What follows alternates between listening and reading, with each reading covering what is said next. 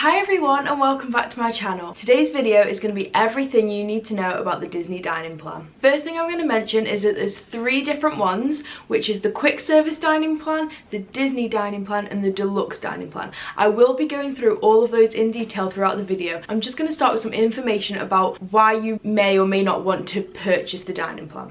So for some packages, especially coming from outside the US, I think sometimes inside the US as well, you will get the Disney dining plan included within your package. Depending on which hotel you're staying at, which level of hotel, you'll get one of the 3 different plans. So if you're getting it for free, of course it's worth it. You should just go for it and get it. You may not necessarily eat everything, or it might not be totally suited for you, but it doesn't really cause any inconvenience. It just means that all your finances are sorted and it comes included. So definitely go for it if there's an option to have it free and included within your package. Now if you do get it free, there is an option to upgrade. For example, if you're on the quick service dining plan, you can pay the extra money when you book your package to upgrade to either the Disney dining plan or the deluxe dining plan. So make sure if you've already booked your package or you're thinking of booking a package and you've got the Disney dining plan included, keep watching for all the tips and tricks and different things you need to know about the Disney dining plan. One other thing to say is if you are on the dining plan, for example, if you're on the quick service dining plan and you choose not to upgrade, you would then have to pay the full price if you wanted to go to a table service restaurant. So you can't just pick and change as the days go by where you want to eat within your dining plan. If you have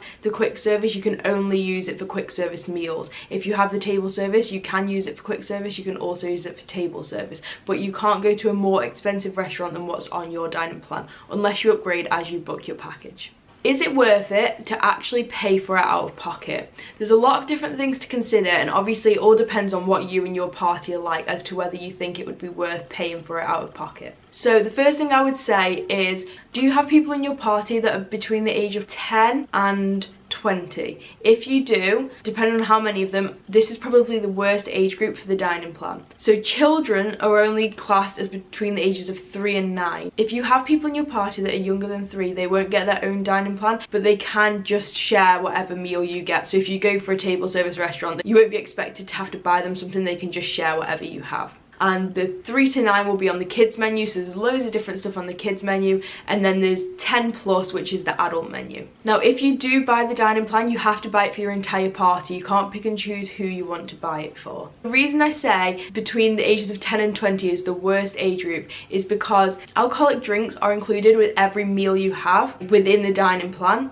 So if you're between the ages of 10 and 20, obviously you can't drink. This would apply to anyone that's over the age of 20 but just chooses not to drink as well. But it is very much that if you don't drink, it completely makes it unworth it. So for example, for me at the moment, I'm only 19, so I would never buy the dining plan out of pocket since it wouldn't be worth it. Later in this video, I will be going through an example of the price things cost and basically show you how it's worth it and not worth it depending on what you buy. So the dining plan is for per night. So if you're staying for 7 nights, you will get 7 days worth of food. I will explain what you get per day as we go through. And it's on your magic band. So if you have a magic band, or I assume maybe you could get it attached to a ticket, you can just scan your magic band, type in your code, and then they take the credits from there. You will get a receipt at the end of every time you buy something on the meal plan, and it'll tell you how many credits you have left, which is really, really useful. And you can also make reservations up to 180 days before through the My Disney Experience app. Now if you want to know how to book meals, I have just uploaded a video on how to do that. I'll link it up above, so you can go and watch that one after this if you're unsure of how to book meals for when you arrive. So starting on the quick service dining plan, this is $55 per adult per night and $26 per child per night. It includes 2 self-service meals per day, which both include an alcoholic or non-alcoholic beverage. It also includes 2 snacks per day, and at the beginning of your stay you will be able to get a refillable mug, which basically means you have unlimited beverages in all the Disney hotels. So when you're in the park, you can't use these mugs, and also they don't completely seal, so it's not the type of thing that you could fill up and just shove in your bag to use later on. If you want to take it with you, you'll have to keep it somewhere that's upright and won't spill out, as they don't completely seal. Here's an example of the different costs that you would pay if you were to just buy these things separately throughout the day. I'm going to do it for an adult. I would say if you have children between 3 and 9, don't let them influence your decision because theirs costs a lot less, and it's probably worth it if it's worth it for the adults in the party. So as I said, it's $55 per person per night. Now I would say For the snacks, you can purchase snacks for as little as $1 to $2, but we always make sure that if we're going to get our snacks on the dining plan, we make sure that they have a value of $5 or more, because if you use it for snacks that are less than that, you are definitely not getting your money's worth. So for example, if you wanted a bag of chips for $2.99, I would advise you to buy them separately, whereas if you want a pretzel, I think they're around $6.50. That's a lot more worth it to use your snack credits for. So you've got your $55, and I would say at least $10 of that would go towards snacks if you're using it wisely. You could even increase that even more. So that will take us down to $45. Now I've taken off another $3 because the refillable mugs, if you were to buy it out of pocket, cost about $20. So if you were going for a week, I'm taking off around $3 a day. So that then brings you down to $42 left. Now that's $42 is for 2 meals. Most of the quick service meals cost around $10 to $15 depending on what you buy, and then you get a drink on top of that. So it could come out at around $18 if you just get a normal meal and a soft drink, and that's on the higher end. Now for me, being a vegan, usually the meals don't cost as much as somebody who, for example, might want steak or ribs or fish or something that costs a little bit more. So if you're the type of person that's always going for the most expensive one, then maybe it's worth it. But for me personally, I would just want a little bowl of pasta and a Diet Coke, and that's good for me. But that would only come out at about $18. Therefore, every single meal that I go to, I'm losing $3 that I already paid for. Which brings me to the whole alcohol thing. If you will be having an alcoholic beverage with every single meal, it will definitely be worth it for you, because the alcoholic beverages can be around $10 each. Therefore, you only need to be spending around $10 on your meal, which is about right. You might even be saving some money on that. Whereas if you're not going to be drinking alcohol, especially if you have maybe 11 and 12-year-olds, that is just not going to be worth it for the money at all. So I would advise maybe just pay out of pocket when you arrive. Another thing to mention, this goes for all of the dining plans, is to use your snack credits for breakfast rather than using one of your meals. So since you only get 2 meal credits a day, I would advise to use them for lunch and dinner, and then use your snack credit for breakfast. There are loads and loads of different things you can get, such as fruit, you can get bagels, croissants, a pretzel, anything you fancy, you can get that for breakfast rather than using up one of your meals.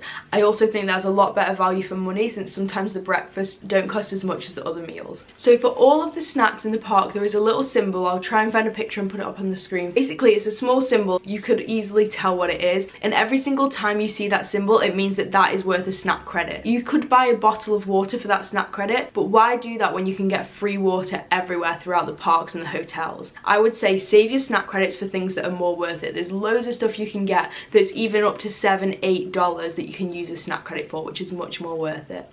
And the last thing to say about the quick service meals is if you have meals left over at the end, or if you think that you might eat more snacks than meals, you can trade 1 meal for 3 snacks. This is not definitely the best thing to do money wise. For example, if you've got the meal plan for free with your package, then you might be the type of people that don't quite eat that much. You might have some left over at the end. So what we usually tend to do is we trade our 1 meal for 3 snacks, and we grab 3 of the Goofy's Candy Company candy bags, and that takes away 1 meal that we had left over. So it's much better than just wasting those snacks or meals that we haven't used up. Moving on to the Disney dining plan. This one is the next level up from the quick service dining plan, and it costs slightly more. So this one is $78 per adult per night and $30.50 per child per night. The only difference between this one and the quick service dining plan is rather than getting 2 quick service meals per day, you get 1 quick service meal and 1 table service meal.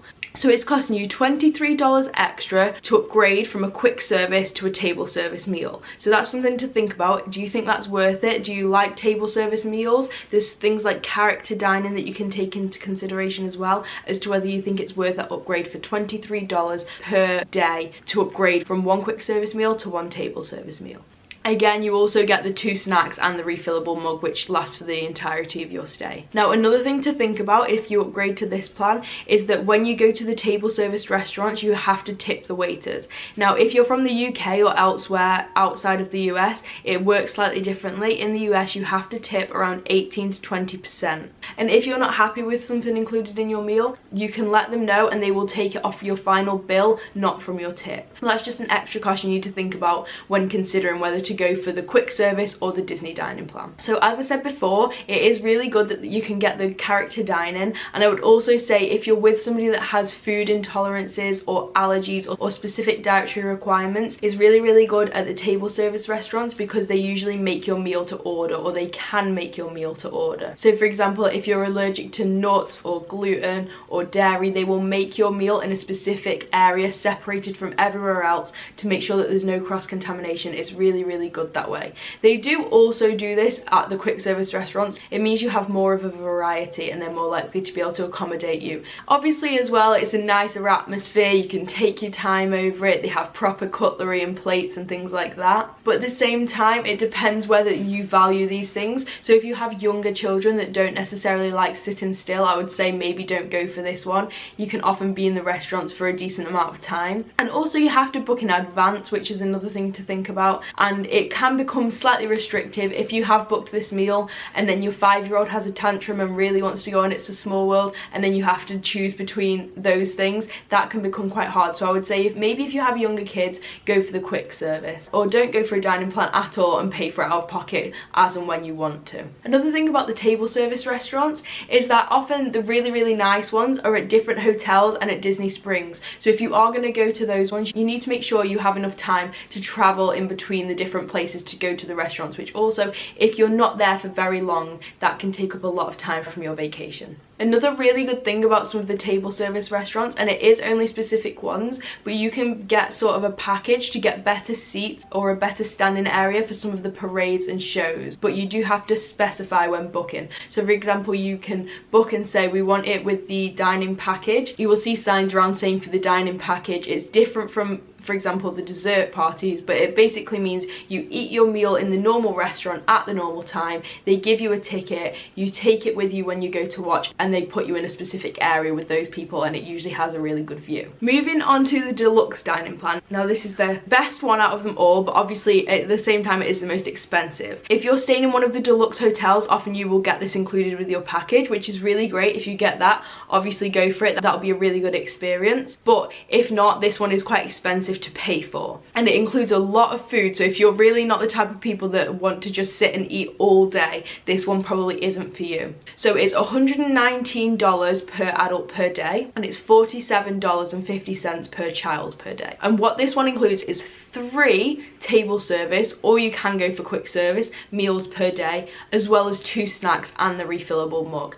Now usually when we go, we eat around maybe 1 or 2 meals a day and 1 snack. So having 3 meals and 2 snacks, especially when they will be the table service, so usually you will get a main course and a dessert, or a starter and a main course, that can be way too much food, especially if you do have teens or tweens, because that's a lot of food for them and they will still have to be on the adult menu. Also, if you go for this one, that is going to take up a lot of time out of your holiday if you're going for 3 proper sit down meals a day. So just consider whether your priorities are to just chill out in the restaurants with the characters, have better views for the parades and the shows, or whether you really want to prioritize your time for getting on the rides and going to all the different things that there are around. Especially if you have younger kids, going for 3 sit down meals a day probably isn't your best idea. Obviously every child is different, but from my experience with kids, I know that they wouldn't want to sit there for multiple hours a day while you sit and have a nice meal, and it might not be that great for you either if you're having to try and control them. Another thing about the table service restaurants is there are some restaurants that are called signature restaurants.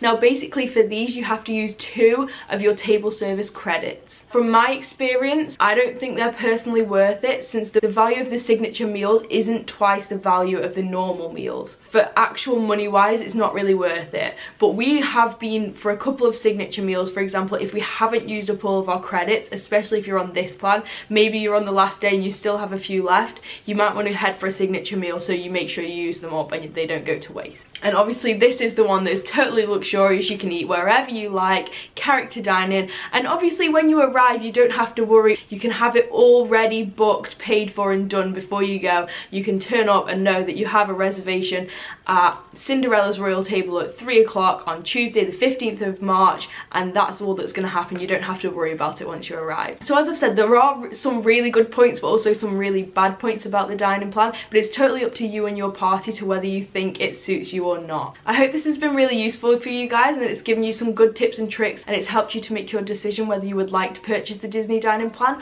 or giving you some more advice on what it's all about if you've got it for free with it in your package. And I hope you enjoyed watching it. Make sure to stay tuned every Tuesday, Thursday and Saturday at 7 PM UK time for more Disney content. Subscribe and hit that notification bell so you don't miss any future uploads, and I'll see you next time. Bye!